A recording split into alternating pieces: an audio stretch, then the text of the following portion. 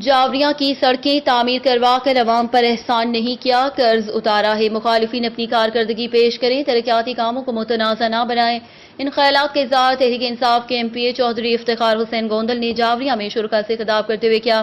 اس موقع پر راجہ محمد عقیل صدر انجمن تاجران جاوریہ، خواجہ ناصر محمود نائب صدر انجمن تاجران جاوریہ، شہریار بھٹی جون کو سیکریٹری انجمن تاجران سیٹ نصر اقبال، خواجہ محمد ادریس، خواجہ محمد معصوم، سید مسعود شاہ، احسان دانش، مہر اسد، عباس جعفرانہ، خواجہ احتشام، میاں ابوبکر فدا، محمد عمر گل اور دیگر موجود تھے۔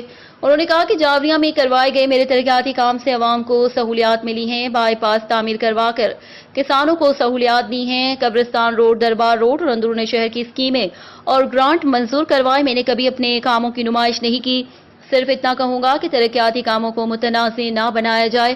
رپورٹ حاجی ظفر عباس، تحصیل رپورٹر، شاہپور جاوریہ۔